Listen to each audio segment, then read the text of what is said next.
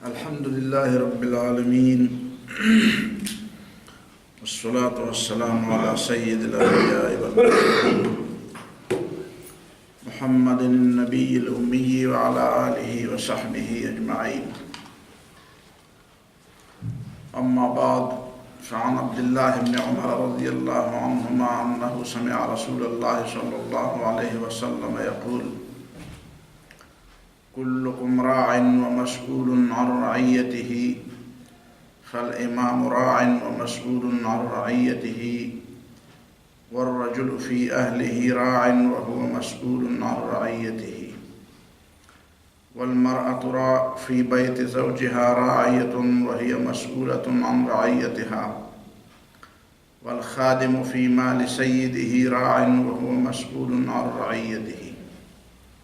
قال: فسمعت هؤلاء من النبي صلى الله عليه وسلم، وأحسب النبي صلى الله عليه وسلم قال: والرجل في مال أبيه راع ومسؤول عن رعيته، فكلكم راع وكلكم مسؤول عن رعيته. جی آج چند حدیث بخاری، مسلم، ابن ماجہ اور دوسری کتابوں سے آپ کے سامنے رکھنا چاہوں گا۔ یہ اسلام کے خاندانی نظام سے متعلق احادیث ہیں، اور اسلام میں خاندان کی اہمیت بہت اہم، بہت زیادہ اور بہت ہی قابل توجہ ہے۔ خاندان ہی انسان کی نسلی بقا اور تسلسل کا ضامن اور بنیاد ہے۔ ابلیس نے اللہ کے سامنے قسم کھائی تھی کہ ارأیتک ھذا الذی کرمت علی لئن اخرتنی لأحتنکن ذریتہ الا قلیلا۔ یہ آدم جسے تو نے اسے میرے اوپر فضیلت دی اور میرے ہوتے ہوئے بھی اس کو خلافت کا منصب عطا فرمایا، اگر تو مجھے قیامت تک مہلت دے اور زندگی دے تو میں اس کی اولاد کو اور اس کی ذریت اور اس کی نسل کو تباہ کر دوں گا۔ اولاد اور نسل کی تباہی جسمانی تباہی بھی ہے کہ وہ سرے سے پیدا ہی نہ ہوں، اور روحانی اور اخلاقی تباہی بھی ہے کہ وہ پیدا تو ہوں لیکن انسانیت کے لیے ننگ وار کا باعث ہوں۔ تو گویا شیطان نے دونوں قسم کی تباہی کی قسم کھا لی، اور آج ہم اپنے سر کے آنکھوں سے دیکھتے ہیں کہ جہاں ایک طرف انسانوں کی آبادی کم کرنے کے لیے جو سرتوڑ کوششیں جاری ہیں اور اس پر بے دریغ پیسہ خرچ کیا جا رہا ہے، باہر سے پیسہ بارش کی طرح برس رہا ہے لوگوں پر، اور لوگ اس کے مقابلے میں اپنے ایمان کو برقرار رکھنے میں ناکام رہے ہیں۔ ہر شخص اس دوڑ میں لگا ہوا ہے کہ مجھے اس کا حصہ ملے، چاہے ایمان کی قیمت پر کیوں نہ۔ اور دوسری جانب موجود نسل اور اولاد کو تباہ کرنے کے لیے نت نئے منصوبے ربامن لائے جا رہے ہیں، اور کئی چیزیں ایسی بنا دی گئی ہیں جو انسانوں کی مجبوری کی حد تک وہ معاشرے کی ضرورت بن گئی ہے۔ نہ والدین اپنی اولاد کی تربیت کے لیے فارغ ہیں اور نہ وقت دے سکتے ہیں، اور نہ تعلیمی اداروں میں ایسا کوئی نظام ہے کہ اولاد کو اور بچوں کو انسانیت سکھائی جائے۔ تو یہ گویا کہ شیطان کی وہ قسم پوری ہو رہی ہے جو اس نے کھائی تھی۔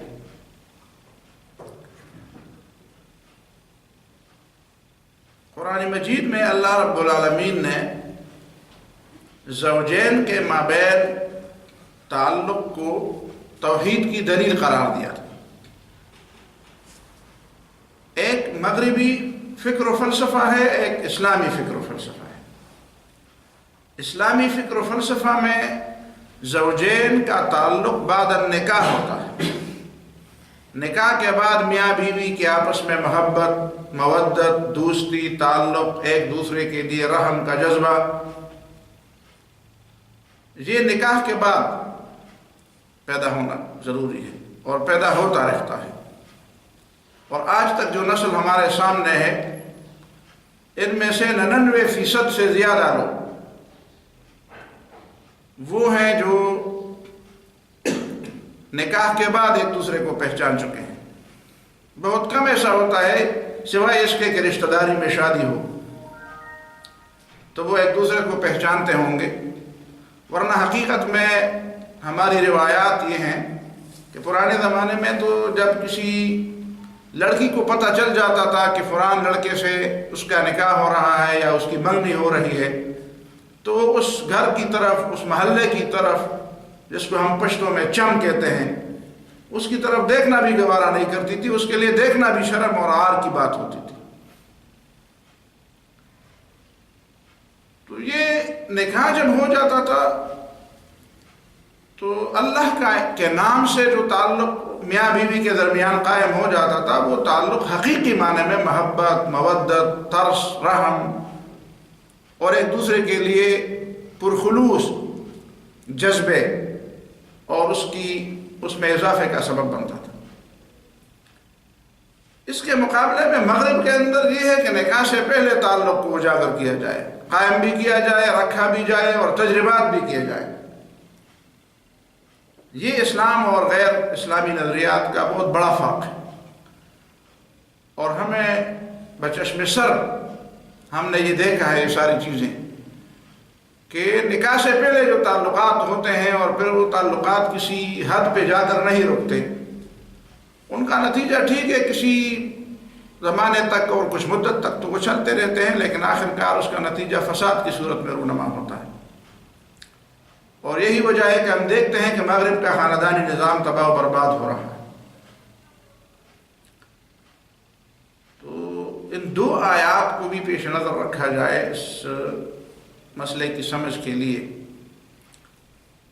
کہ سورہ الروم آیت نمبر 21 میں اللہ تعالیٰ نے فرمایا وَمِنْ آیَاتِهِ أَنْ خَلَقَ لَكُم مِّنْ أَنفُسِكُمْ أَزْوَاجًا۔ اللہ کی قدرت کی نشانیوں میں سے یہ بھی ہے کہ اللہ نے تمہارے لیے تم جیسے انسانوں میں سے تمہاری بیویاں بنا دی، لِتَسْكُنُوا إِلَيْهَا، تاکہ تم ان کے ساتھ مل کر قرار پاؤ، سکون پاؤ، گھر میں آ کر تمہیں سکون ملے۔ وَجَعَلَ بَيْنَكُمْ مَوَدَّةً وَرَحْمَةً، اور اللہ نے تمہارے درمیان دوستی اور رحمت کے جذبات پیدا فرمائے۔ اور خاندان کا نظام دوستی اور مودت اور محبت اور شفقت اور مہربانی کے جذبات سے یہ خاندانی نظام پھوٹتا ہے، اور وہاں پہ حقوق اور فرائض اسی طرح چارٹ پہ لکھے ہوئے نہیں ملتے، اور نہ کسی کے پڑھنے پڑھانے سے وہ سمجھ آ جاتے ہیں۔ یہ اللہ تعالیٰ کی قدرت کی نشانی ہے کہ اللہ تعالیٰ کے حدود اور قوانین اور ضوابط اور ہدایات اور تعلیمات کا لحاظ رکھا جائے تو خود بخود انسانوں کے دلوں میں ایک دوسرے کے لیے رحم کے جذبات پائے جاتے ہیں، ایک دوسرے کو آرام دینے اور ایک دوسرے کی مدد کرنے اور ایک دوسرے کی عزت اور ناموس کی حفاظت کرنے اور ایک دوسرے کی مدد کرنے کا جذبہ پیدا ہو جاتا ہے۔ اس کے لیے کوئی قانونی ضوابط نہیں ہے کہ ایک دیوار پر ایک چارٹ لگائی جائے، اس میں مرد کی ذمہ داریاں لکھی جائے، اور دوسری دیوار پر چارٹ لگائی جائے اور اس میں عورت کی ذمہ داریاں، ایک دیوار پر ایک چارٹ لگائی جائے جس میں والدین کی ذمہ داریاں ہوں اور دوسرے پر بچوں اور اولاد کی ذمہ داریاں ہوں۔ ایسی باتیں نہیں ہوتی، بلکہ بخیر و حسن خوبی یہ سلسلہ تآخر چلتا ہے، اور لوگ اپنے دادا پردادا، نانا نانی، دادی اور باپ دادا کے رشتہ داروں کو یاد رکھتے ہیں اور ان کی باتیں ان کو یاد ہوتی ہیں۔ بچوں کا اور والدین کا آپس میں ایک احترام کا اور محبت کا ایک تعلق ہوتا ہے، تو یہ اللہ تعالیٰ کی قدرت کی نشانی ہے۔ دوسری آیت جو سورہ الاسراء کی 62 نمبر آیت ہے، اس میں اللہ تعالیٰ نے فرمایا کہ شیطان کو جب اللہ رب العالمین نے راندہ دربار بنا دیا اور جنت سے نکالا، تو شیطان نے نکلتے وقت ایک بات کی تھی کہ ارأیتک ھذا الذی کرمت علی، تجھے پتہ ہے کہ یہی وہ شخص ہے جسے تو نے مجھ پر فضیلت دی، اور میں اس کی فضیلت کا انکاری ہوں، اور صرف یہ بات نہیں کہ میں اس کی فضیلت اور برتری کو تسلیم نہیں کرتا، بلکہ میں اس کے ساتھ دشمنی کا اعلان بھی کرتا ہوں۔ تو دشمنی کا اعلان ضروری نہیں تھا، بس صرف اس نے برتری سے انکار کر دیا، یہ بات کافی تھی اگر وہ خواہ مخواہ کرنا چاہتا تھا۔ لیکن اس کے باوجود اس نے، چونکہ وہ شیطان ہے، اور شیطان کا ایک معنی ہے کسی کی بڑھوتری یا کسی کی برکت یا کسی کی بڑائی یا کسی کی عزت دیکھ کر غصے سے بھڑکنا، تو گویا کہ وہ جب سے یہ بات یاد رکھتا ہے کہ انسان کو پیدا کر کے مجھ پر فضیلت دی گئی، تو وہ بھڑکتا ہے، وہ آپے سے باہر ہو جاتا ہے، وہ اپنے جذبات کو قابو نہیں رکھ سکتا، اور اسی وجہ سے اس کا مستقل نام شیطان ہے۔ شاط یشیط کا معنی ہے جب وہ بالکل شعلہ زن ہوا، جب وہ بھڑک اٹھا، تو وہ بھڑک اٹھتا ہے انسان کو دیکھ کر، صرف مسلمان کی وجہ سے۔ مسلمان کے ساتھ اس کی صرف دشمنی نہیں ہے کہ آپ کہیں کہ صرف مسلمان اس کا دشمن ہے اور غیر مسلم جو ہے وہ اس کا دوست ہے، وہ بحیثیت انسان کا دشمن ہے، وہ بھڑکتا ہے، مسلسل بھڑکتا ہے۔ تو بھڑک اٹھا اور اس نے کہا کہ لئن اخرتنی الی یوم القیامۃ، اگر تم نے مجھے آپ قیامت تک مہلت دی، جو مہلت اس نے مانگی تھی، تو اللہ تعالیٰ کو کہتا ہے کہ مہلت تو تم نے دے دی، لیکن یہ مہلت اگر عملاً مجھے ملی بھی، دیکھیں نا کیسی شیطان ہے وہ، ہے کہ اللہ کے وعدے پر بھی اس کو اعتماد نہیں، اتنا شیطانت۔ لَأَحْتَنِكَنَّ ذُرِّيَّتَهُ، احتنک کا معنی عربی میں ہے کہ جب کسی فصل پر کوئی آفت آ جائے اور اس فصل کا نام و نشان ہی مٹ جائے، اس کو احتناق کہتے ہیں۔ احتناق الزرع سے لیا گیا ہے، فصل کی تباہی، یا تو اس پر ٹڈی اور اس طرح قسم کی چیزیں، ایسی چیزیں مسلط کی جائیں، کیڑے مکوڑے مسلط کیے جائیں کہ وہ بالکل اس کو چاٹ لیں، اور یا کوئی ایسے جانور اس پہ چلنے لگے کہ اس کی بنیاد ہی ختم کر۔ لَأَحْتَنِكَنَّ ذُرِّيَّتَهُ، میں اس کی اولاد اور اس کی نسل کو تباہ و برباد کر دوں گا، نہیں چھوڑوں گا۔ الا قلیلا، سوائے کم لوگوں کے جس کو اللہ تعالیٰ بچانا چاہے۔ تو ان دو باتوں کو پیش نظر رکھا جائے اور پھر ان احادیث کا بھی مطالعہ کیا جائے۔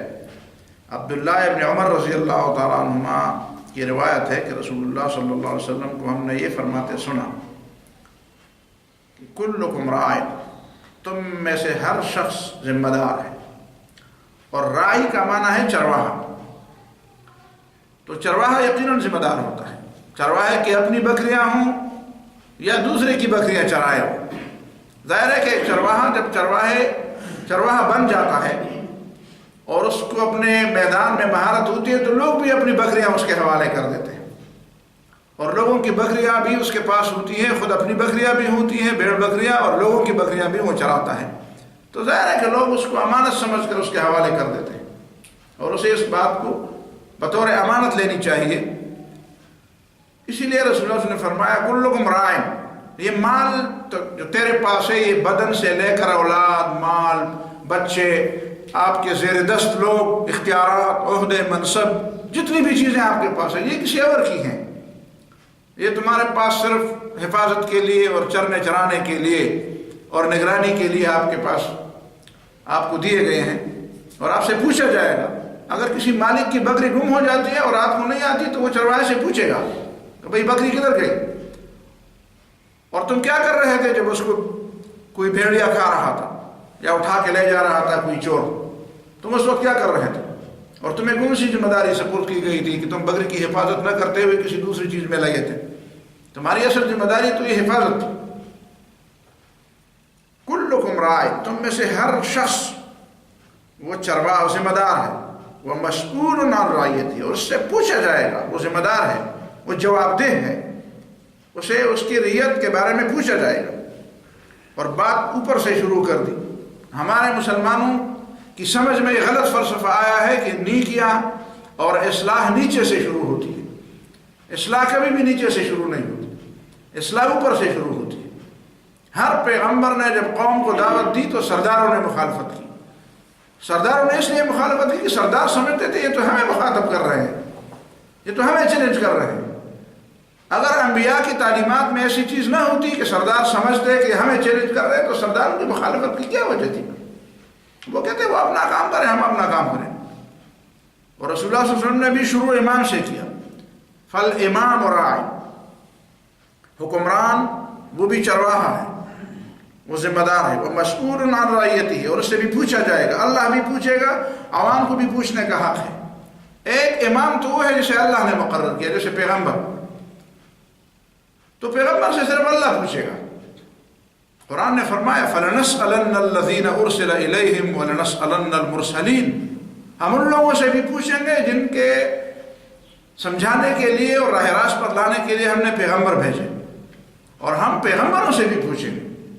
سورہ المائدہ میں اللہ رب العالمین نے پوری تفصیل کے ساتھ بیان کیا ہے کہ اللہ رب العالمین نے آسمان پر اٹھانے کے بعد عیسیٰ علیہ السلام سے کیسے پوچھا؟ انت قلت للناس اتخذونی و امی الہین من دون اللہ، تم نے لوگوں کو کہا کہ مجھے اور میری ماں کو خدا بناؤ۔ قال سبحانک ما یکون لی ان اقول ما لیس لی بحق، اللہ نے فرمایا، عیسیٰ علیہ السلام نے کہا سبحانک تو پاک ہے، میں نے تو ایسی بات نہیں، تو پاک ہے، تو پاک ہے، اس لیے کہتا ہے کہ تو نے مجھے پیغمبر بنایا ہے۔ اللہ کسی ایسے شخص کو پیغمبر نہیں بناتا جو اس کاز کے خلاف جا رہا ہو۔ تو پاک ہے، میں نے ایسی بات نہیں، ان كنت قلته فقد علمته، میں نے کی ہوتی تو تجھے پتا ہوتا، میں نے تو وہی بات کی جو تم نے مجھے حکم دیا کہ اللہ کی بندگی۔ تو پیغمبروں سے اللہ کے بغیر کوئی نہیں پوچھ سکتا۔ پیغمبروں کے بعد جو لوگ امام بنتے ہیں ان سے لوگ بھی پوچھیں گے، لوگوں کو پوچھنے کا حق ہے، لوگوں کو اسے ریکارڈ کرنے کا بھی حق ہے کہ اسے واپس لے لے اختیارات، اور اللہ یقیناً پوچھے گا، اللہ تو یقیناً پوچھے گا، مسئول عن رعیتہ۔ اور اس کے بعد والرجل فی اہلہ راع، ایک شخص اپنے گھر بار کے اندر ذمہ دار ہے، راع وہ بھی ذمہ دار ہے، اس کی ذمہ داری میں اس کے بال بچے، اس کی بیوی، اس کے گھر کے سارے سامان، یہ ساری چیزیں آتی ہیں۔ وہ مسئول عن رعیتہ، اور اس سے بھی پوچھا جائے گا، اللہ پوچھے گا۔ اور یقیناً امام کو بھی پوچھنا چاہیے، امام کو بھی پوچھنا چاہیے کہ کون سے گھر کے ذمہ دار لوگ ہیں جو اپنی ذمہ داریاں پوری نہیں کرتے، کیوں نہیں پوری کرتے، پوچھنا چاہیے، ایک دوسرے سے پوچھنا چاہیے۔ والمرأة فی بیت زوجہا راعیۃ، اور ایک شخص کے گھر میں اس کی بیوی بھی ذمہ دار ہے۔ ظاہر ہے کہ مرد سارا دن رات تو گھر میں نہیں رہتا، گھر کے بچے، گھر کا مال حال، گھر کی حفاظت، خود اس کی حیا کی حفاظت، یہ سب اس بیوی کی ذمہ داری ہے، اس سے بھی پوچھا جائے گا، مرد بھی پوچھے اور خدا بھی پوچھے گا۔ والخادم فی مال سیدہ راع، اور خادم اور نوکر بھی اپنے مالک کے مال کے اندر ذمہ دار ہے۔ آپ نے کسی کو دفتر حوالہ کیا، گاڑی حوالہ کی، کوئی کام حوالہ کیا، جو بھی چیز حوالہ کی، اس سے پوچھنا چاہیے، اللہ بھی پوچھے گا، مالک کو بھی پوچھنا چاہیے۔ قال فسمعت هؤلاء من النبی صلی اللہ علیہ وسلم، عبداللہ بن عمر فرماتے یہ چیزیں تو میں نے نبی صلی اللہ علیہ وسلم سے سنی۔ وأحسب النبی صلی اللہ علیہ وسلم قال، اور مجھے یہ گمان ہے کہ نبی صلی اللہ علیہ وسلم نے یہ بھی فرمایا تھا کہ والرجل فی مال ابیہ راع، ایک شخص اپنے باپ کے مال میں بھی ذمہ دار ہے۔ باپ کے نہ ہوتے ہوئے یا باپ نے اسے کوئی چیز حوالہ کی تو بیٹا بھی اس مال کے بارے میں ذمہ دار ہے۔ اس کا معنی نہیں ہے کہ باپ کا مال ہے تو لے جاؤ، بیٹے کے مال کے بارے میں تو باپ کو مکمل اختیار ہے کہ وہ اسے کھائے، اسے خرچ کرے، جو بھی کرے۔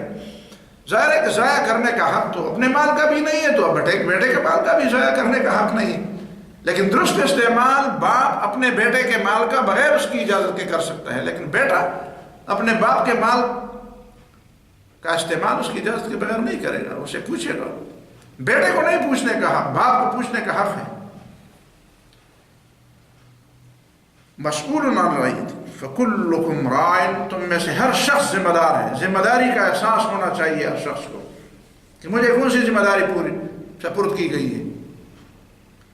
ومسئول وکلکم مسئول عن رعیتہ، اور ہر ایک کو حق ہے کہ وہ اپنی رعیت کے بارے میں پوچھے۔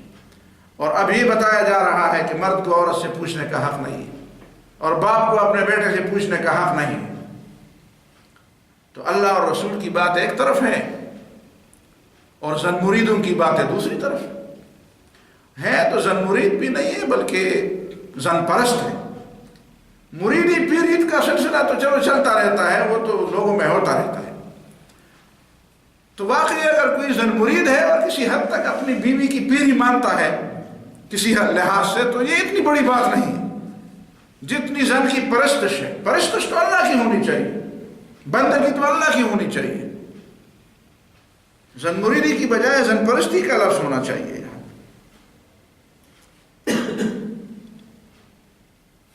عبداللہ ابن عمرو ابن عاص کی روایت ہے رضی اللہ تعالی عنہما، عبداللہ بھی صحابی، عمر بھی صحابی۔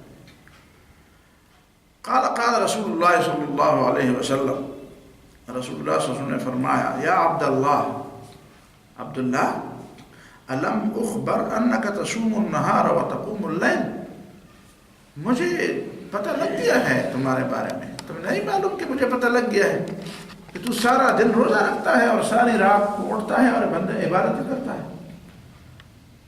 قلت بلا یا رسول اللہ، کہتے کیوں نہیں، میں تو اس طرح کرتا ہوں۔ قال فلا تفعل، ایسا نہ کر، تو اپنے جسم، اپنے مہمان، اپنی آنکھوں، اپنے ملنے والے، اپنے بیوی بچوں، سب کے حقوق ضائع کر رہا ہے۔ سم فلا تفعل، پھر اس طرح مت کر۔ سم و افطر، کبھی روزہ رکھو اور کبھی نہ بھی رکھو۔ وقم ونم، اور کبھی نماز پڑھنے کے لیے اٹھو بھی اور کبھی سو بھی۔ فإن لجسدک علیک حقا، اس لیے کہ تمہارے جسم کا تمہارے اوپر حق ہے اور وہ جسم آرام چاہتا ہے۔ وإن لعینک علیک حقا، اور تمہاری آنکھوں کا بھی تمہارے اوپر حق ہے۔ آنکھوں میں نیند کی غنودگی آ جاتی ہے تو پھر ظاہر ہے کہ اس کا حق پورا کرنا پڑے گا۔ یہ اللہ تعالیٰ نے انسان کے اندر آرام کا ایک داعیہ فطری طور پر پیدا فرمایا ہے۔ یہ اللہ تعالیٰ کی رحمت ہے ہمارے اوپر کہ ہمارے جسم کے اندر اللہ تعالیٰ نے خود بخود ایک داعیہ پیدا کیا ہے۔ ہمارے نہ چاہتے ہوئے بھی نیند ہمیں اپنے آغوش میں لے لیتی ہے۔ وَإِنَّ لِزَوْجِكَ عَلَيْكَ حَقًّا، اور تمہاری بیوی کا بھی تمہارے اوپر حق ہے۔ تو یہ حقوق ہیں، حقوق کی ادائیگی کی تعلیم دی رسول اللہ صلی اللہ علیہ وسلم نے، حقوق کی ادائیگی کی تعلیم۔ اب حقوق کی ادائیگی جرم بنتا جا رہا ہے۔ پھر احادیث میں یہ بات ہے کہ، اور قرآن میں بھی کہ اسلامی تعلیمات کے حوالے سے مرد کمانے کا ذمہ دار ہے، عورت کمانے کی ذمہ دار نہیں ہے۔ کمانا مرد کا کام ہے، خرچ کرنا مرد کا کام ہے۔ عورت جب تک ماں باپ کے گھر میں ہو تو خرچہ باپ کے ذمے، باپ نہ ہو تو پھر بھائی ہوگا، چچا ہوگا، جو بھی اس گھر کا ذمہ دار ہوگا وہی، باپ کا وارث ہوگا وہی اس کا بھی ذمہ دار ہوگا شادی تک۔ اور جب اس کی شادی ہو جائے تو پھر خاوند کے ذمہ ہے اس کے سارے حقوق۔ وہ اس کو سکنا مکان بھی دے گا، اپنا دے یا کرائے کا دے، اس کے لیے خرچہ بھی اور اس کے لیے ساری ضروریات بھی پوری کرے گا۔ تو عورت کے ذمے اسلام نے سرے سے کمانے کی ذمہ داری لگائی نہیں ہے۔ اور یہاں بھی یہ کہا جا رہا ہے کہ مرد اس کو نہیں روک سکتا اگر وہ کمائی کے لیے کہیں جائے، اگر وہ کسی ایسی بازار میں جائے جہاں جس بازار سے گزرنا بھی ایک شریف آدمی کے لیے عار اور شرم اور ننگ کا باعث ہو، تب بھی ایک مرد کے لیے یہ جائز نہیں ہوگا کہ وہ اس کو روکے کہ تم وہاں پہ نہیں جا سکتی ہو۔ کہتے ہیں نہیں، قانون ہے، اب قانون بن گیا ہے، زن پرستوں کا قانون بن گیا ہے۔ شیطان کے شاگردوں نے قانون بنا دیا، نہیں جا سکتے. تو عورت کے حقوق، پھر کہتے ہیں یورپ میں ایسا ہوا ہے. یورپ کے انداز نرالے ہے، ان کی بنیادیں الگ ہیں، ان کی بنیادیں شیطانی فلسفوں پر مبنی ہیں. وہاں پہ مرد اور عورت کا آپس میں کیا تعلق ہے؟ جس طرح دو کاروبار کرنے والوں کا تعلق ہوتا ہے. بلکہ ہمارے ہاں تو دو کاروبار والے بھی جب ایک جگہ کھانے پر بیٹھتے ہیں تو ایک شخص اس کا بل ادا کرتا ہے اگر وہ ہوٹل میں کھانے پہ بیٹھتے ہیں. یہ آپ نے کسی قصے کہانی میں بھی نہیں سنا ہوگا کہ دو شخص جو کاروباری دوست ہیں وہ ایک ہوٹل میں کھانے پر بیٹھ گئے اور دونوں نے اپنے اپنے پیسے دے دیے. لیکن وہاں پہ میاں بیوی بھی ہوٹل میں بیٹھتے ہیں تو ایک کو اپنی مرضی کی چیزیں منگواتی ہے، دوسرا اپنی مرضی کی چیز منگواتا ہے. ایک اپنے جیب سے بل دیتا ہے، دوسرے اپنی جیب سے بل دیتی ہے. تو ان کے انداز الگ ہیں. ان کا تعلق کیا ہے؟ وہ کہتے ہیں نکاح کی کیا ضرورت ہے، پارٹنرشپ کافی ہے. کتنے گھر ہیں جہاں پہ بچے پیدا ہوتے ہیں صرف پارٹنرشپ کی بنیاد. کہتے ہیں نکاح کی کیا ضرورت ہے، اس میں تو پھر بڑی مشکلات ہیں. شیطان کے شاگردوں نے نکاح کو مشکل بنا دیا ہے اور نکاح کے بغیر تعلقات کو آسان بنا دیا ہے. تو ان کا نظام شیطانی نظام ہے. تو ایک مسلمان کو یہ بات زیب نہیں دیتی کہ وہ شیطانی نظام کے بارے میں کہتے کہ وہ نظام ہمیں اپنانا چاہیے. تم شیطان بن گئے ہو، تم کلمے کے منکر ہو گئے ہو، تم مرتد ہو گئے ہو، ارتداد اختیار کیا، اسلام کو چھوڑ دیا، کلمے سے انکار کر دیا. تو اگر یہ بات ہے تو پھر کھل کر یہ بات کرنی چاہیے. کیسے شاخوں کو پکڑتے ہو؟ شاخوں کو پکڑنے سے کیا مطلب؟ آئیں بائیں شائیں کرنے، شف کرنے سے کیا مطلب؟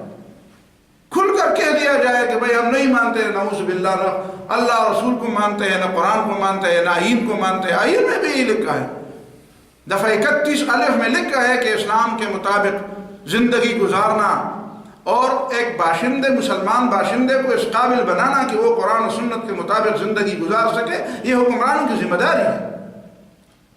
تو پھر تم ہندوستانی آئین ماننے کی بات کر لو، پھر کھل کر کہہ دو.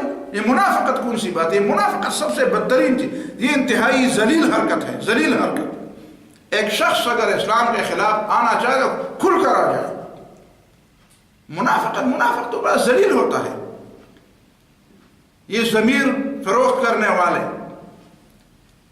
اتنے ذلیل لوگ کہ اپنی اصل بات کو چھپا نہیں سکتے. اگر تم بک گئے ہو تو صاف کہہ دو کہ ہم بک گئے، اگر تم مرتد ہو گئے ہو تو صاف کہہ دو کہ ہم نہیں مانتے اسلام، تاکہ لوگ پتہ چلے کہ تم کتنے غیرت مند ہو.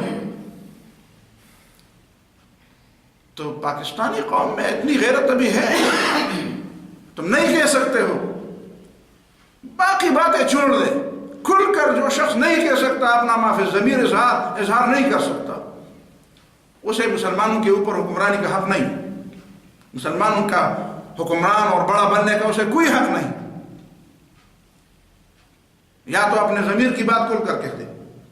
یہ کون سی بات ہوئی؟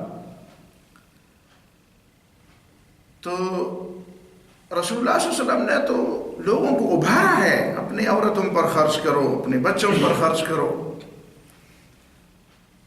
اور فرمایا رسول اللہ صلی اللہ علیہ وسلم نے، حضرت ابو ہریرہ رضی اللہ تعالیٰ عنہ کی روایت ہے، مسند احمد بن حنبل، قال النبی صلی اللہ علیہ وسلم، نبی صلی اللہ علیہ وسلم نے فرمایا، دینارا انفقتہ فی سبیل اللہ، ایک دینار وہ ہے جو تم نے اللہ کی رضا کے لیے جہاد میں خرچ کیا. وہ دینارا انفقتہ فی رقبۃ، اور وہ دینار جو تم نے کسی غلام کو آزاد کرنے کے لیے خرچ کیا. وہ دینارا تصدقت بھی، اور وہ دینار جو تم نے اللہ کے راہ میں کسی کو دے دیا. وہ دینارا انفقتہ علی اہلک، اور وہ دینار جسے تم نے اپنے بال بچوں پر خرچ کیا. افضلها الدینار الذی انفقتہ علی اہلک، ان میں بہتر دینار وہ ہے جو تم نے اپنے بال بچوں پر خرچ کیا. اس کا مطلب یہ تو نہیں ہے کہ ہم نیکی کے کام نہ کریں، لیکن اس کا مطلب یہ ہے کہ اگر ایک شخص اپنے بال بچوں کو بھوکا چھوڑ دے اور لگے عالمی فکر لیے پوری دنیا میں گھومتا پھرے کہ میں اللہ کے دین کے لیے خرچ کر رہا ہوں، اور جس کے خرچ تمہارے ذمہ ہے وہ تم ضائع کر رہے ہو، اس سے بڑھ کر کوئی گناہ نہیں۔ عبداللہ ابن عمرو ابن عاص کی روایت ہے کہ سن 17 ہجری میں جب فلسطین فتح ہوا، حضرت عمر رضی اللہ عنہ تشریف لے گئے، تو عبداللہ ابن عمرو ابن عاص کے ایک ساتھی نے ان سے پوچھا کہ فلسطین کی یہ سرزمین، مجھے شام کی سرزمین بڑی اچھی لگی ہے، کوئی جگہ ایسی چشمہ ہوگا، کوئی سبزہ ہوگا، ظاہر ہے کہ عرب کے علاقے میں تو بہت کم ایسا ہوتا ہے، اور میں یہاں رمضان کا مہینہ آنے والا ہے اور رمضان کا مہینہ میں یہاں گزارنا چاہتا ہوں۔ تو عبداللہ ابن عمرو ابن عاص نے پوچھا کیا تم نے اپنے بال بچوں کے لیے اتنا خرچہ چھوڑا ہے کہ رمضان کے مہینے کے لیے ان کو کافی ہوگا؟ اس نے کہا نہیں چھوڑا۔ تو عبداللہ ابن عمرو ابن عاص نے فرمایا سنو، میں نے رسول اللہ صلی اللہ علیہ وسلم کو یہ فرماتے سنا ہے کہ کفا بالمرء اثما ان یضیع من یقوت، ایک شخص کے گناہگار ہونے کے لیے یہ بات کافی ہے کہ جن لوگوں کی ذمہ داری ہے، جن لوگوں کے رزق اور اس کے خرچے کی ذمہ داری اس کے سر پر ہے، وہ اس کو خرچہ نہ دے کر ضائع کر دے۔ ان یضیع من یقوت، جس کے خرچے کے تم ذمہ دار ہو تم لوگوں کو ضائع کرو، اگر تمہیں اور کوئی گناہ نہیں تو یہ گناہ بھی تمہارے جہنم میں لے جانے کے لیے کافی ہے۔ اس کا مطلب یہ ہے کہ وہ ذمہ داری پوری کی جائے، اس ذمہ داری سے باقی ذمہ داریاں اس ذمہ داری کے متبادل نہیں ہو سکتی، وہ ذمہ داری بہرحال تم نے پوری کرنی ہو۔ یہ معنی نہیں ہے کہ نیکی کے کام نہ کرو۔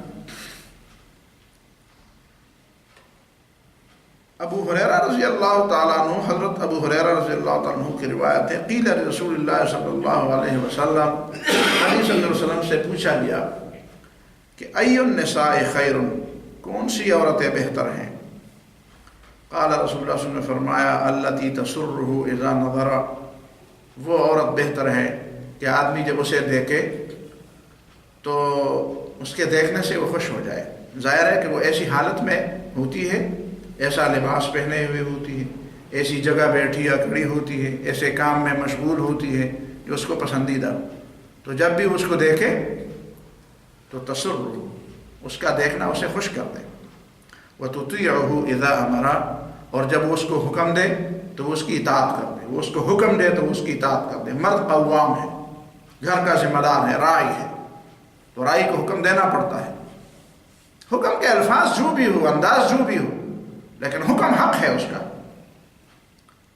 وَلَا تُخَالِفُهُ فِي نَفْسِهَا وَمَالِهَا بِمَا يَكْرَهُ، اور اپنے آپ کے بارے میں ہو، خاوند کے مال کے بارے میں وہ ایسا کوئی عمل نہ کرے جو اسے نہ پسند ہو، وہ اپنے ذات کے بارے میں ایسا کوئی فیصلہ نہ کرے اور خاوند کے مال کے بارے میں ایسا کوئی فیصلہ نہ کرے جو اس کے خاوند کو ناپسند ہو۔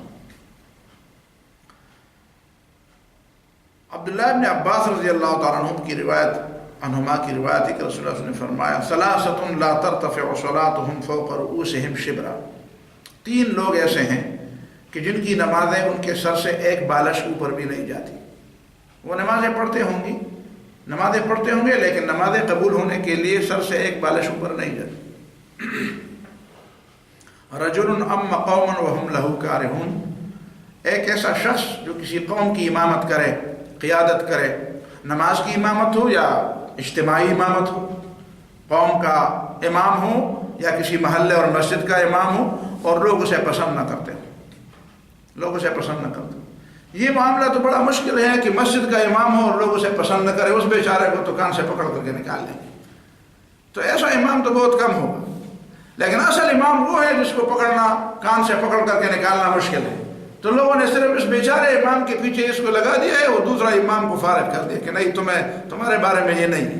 حالانکہ قوم جب پوری قوم جو ہے اس کو برا مانتی ہے اور تب بھی وہ امامت کرے، وہ بڑا امام ہی ہو سکتا ہے، وہ بیچارہ امام کیسے ہو سکتا ہے؟ بہت مشکل ہے، ہزاروں میں کوئی ایک ہوگا ایسا۔ تو ایسا امام، اس کی نماز اوپر نہیں جاتی۔ ظاہر ہے کہ امام تو نماز پڑھاتا ہوگا، اس بڑے امام کی بھی ذمہ داری نماز پڑھانی ہے، تو یہ نماز قبول نہیں ہوتی۔ وَامْرَأَةٌ بَاتَتْ وَزَوْجُهَا عَلَيْهَا سَاخِطٌ، اور ایک عورت جب وہ ایسی حالت میں رات گزارے کہ خاوند اس پہ غصے ہو، کسی بھی وجہ سے غصے ہو اور اس سے ناراض ہو، اسے پتہ ہو کہ یہ مجھ سے ناراض ہے اور اس کو راضی نہ کر دے، تو ویسے وہ ساری راتیں نمازیں پڑھتی رہے تو اس کی کوئی نماز قبول نہیں ہو۔ وَأَخَوَانِ مُتَصَارِمَانِ، اور دو بھائی ایسے ہوں جو ہوں تو بھائی لیکن ایک دوسرے کے ساتھ ان کا تعلق نہ ہو، سلام کلام نہ ہو، ملنا جلنا نہ ہو، تو یہ کیسے بھائی ہیں جب وہ ایک دوسرے کے ساتھ ملتے نہیں؟ وہ نمازیں پڑھتے رہیں لیکن ان کی نماز ان کے سر سے اوپر نہیں جائے گی۔ اس لیے کہ ان تینوں کا تعلق، امام اور قوم کا تعلق، میاں اور بیوی کا تعلق، اور بھائی کا تعلق، یہ تعلقات تو دنیا میں مثالی تعلقات ہیں، اور ان کی بنیاد پر کئی چیزیں بنتی بھی ہیں، اور ان کے تعلقات کی خرابی کی بنیاد پر کئی چیزیں بگڑتی بھی ہیں۔ اور ایک حدیث جابر رضی اللہ تعالیٰ عنہ کی ہے، جابر بن عبداللہ کی، ان ابلیس یضع عرشہ علی الماء، ابلیس اپنے تخت کو پانی کے اوپر رکھتا ہے، ثم یبعث سرایاہ، پھر اپنی فوجوں کو اور دستوں کو بھیجتا ہے تاکہ لوگوں کے اندر شیطانیاں پھیلائے، دشمنیاں پھیلائے، بگاڑ پھیلائے، لوگوں کو بدکار بنائے، خطاکار اور غلطکار بنائے۔ فَأَدْنَاهُمْ مِنْهُ مَنْزِلَةً أَعْظَمُهُمْ فِتْنَةً، واپس آ کر جس نے سب سے بڑا فتنہ برپا کیا ہوتا ہے اس کے نمبر اس کے نزدیک سب سے بڑھ کر ہوتے ہیں، اس کا انعام سب سے بڑا ہوتا ہے، جو سب سے بڑا فتنہ پیدا کرنے والا۔ یجیء احدہم، ان میں واپس آتا ہے، پھر کارگزاری سناتا ہے، رپورٹ سناتا ہے، تو کہتا ہے فیقول فعلت کذا وکذا، میں نے یہ کام کیا، میں نے یہ کام کیا۔ فیقول ما صنعت شیئا، تم نے کچھ بھی نہیں کیا، تم نے کچھ بھی نہیں کیا۔ قال ویجیء احدہم، ان میں سے ایک آتا ہے فیقول ما ترکتہ حتی فرقت بینہ وبین اہلہ، میں نے اس وقت تک ان کے درمیان میں دشمنیاں اور نفرت پیدا کرتا رہا حتیٰ کہ میں نے میاں بیوی کے درمیان جدائی پیدا کر دی، میاں بیوی کو ایک دوسرے سے بدگمان کرتا کرتا میں نے آخرکار ان میں جدائی پیدا کر دی۔ قال فیدنیہ منہ، تو عبداللہ ابن عباس نے فرمایا، رسول اللہ نے فرمایا کہ شیطان اس کو اپنے قریب کر دیتا ہے، اپنے گود میں بٹھاتا ہے، فیلتزمہ، اپنے گود میں بٹھاتا ہے، اپنے سینے کے ساتھ چمٹاتا ہے، جس طرح شیطان ابلیس نے پنجاب اسمبلی کے ان ممبروں کو سینے سے چمٹایا ہوگا، ہاں، جنہوں نے وہ بل پاس کیا، سینے سے چمٹایا ہو، دن کو چمٹایا ہو یا رات کو، وہ اس کی مرضی ہے، مجھے نہیں معلوم، لیکن چمٹایا ہوگا، اور اس کے منہ میں شاید تھوکا بھی ہوگا، اپنا جھوٹا بھی ان کو دیا ہوگا۔ وَيَقُولُ نِعْمَ أَنْتَ، تو اچھا آدمی ہے، تو میرا صحیح مرید ہے۔ تو یہ شیطان مرید لوگ ہیں، صرف زن مرید نہیں، شیطان مرید لوگ، ایسا کہا۔ نعم انت، تو ہی حقیقت میں شیطان ہے، میرا تو ایسا نام بدنام ہے۔ وہ ان کو یہی کہتا ہوں کہ میں تو ویسے بدنام، اصل میں شیطان تو ہے، انت اصل شیطان تو ہے۔ لوگ ویسے شیطان ابلیس پر لعنت بھیجتے ہیں۔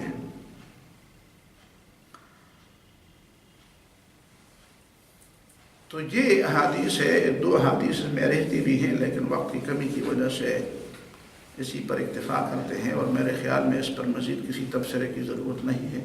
اقول قولی ھذا واستغفر اللہ لی ولکم ولسائر المسلمین فاستغفروہ۔